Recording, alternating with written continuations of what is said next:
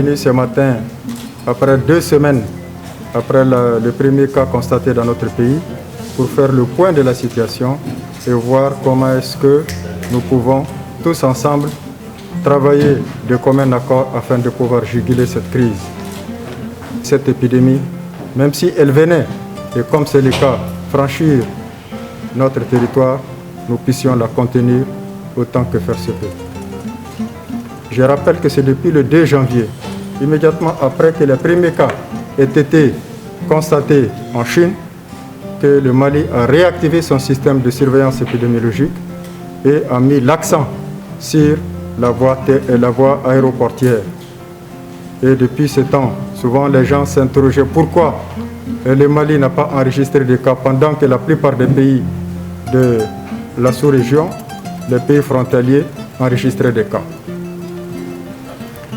J'avais coutume de dire que ça peut être du soi à notre système de veille sanitaire qui a été assez efficace, mais ça peut être aussi un événement divin. Ça, je ne peux en donner les termes ou les explications possibles.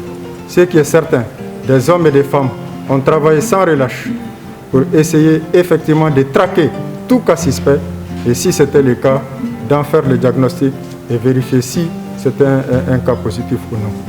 Depuis plusieurs jours, les rumeurs courent.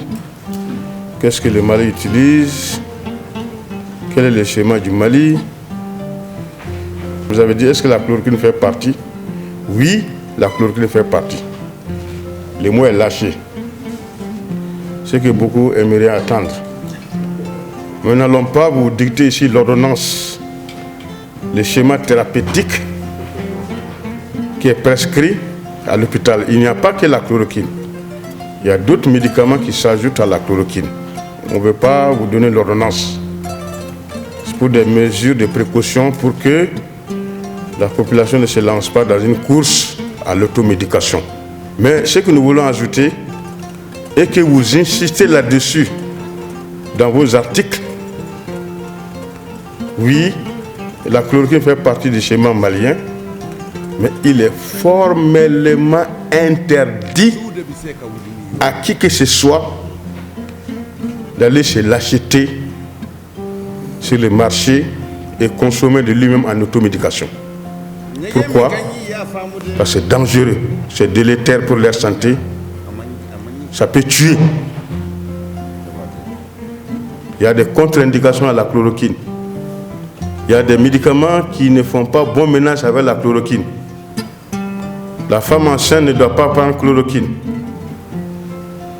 La femme allaitante, non. Il y a les malades cardiaques, non. Et bien d'autres maladies. Il y a des médicaments qui, lorsqu'on les associe à la chloroquine, ça devient toxique.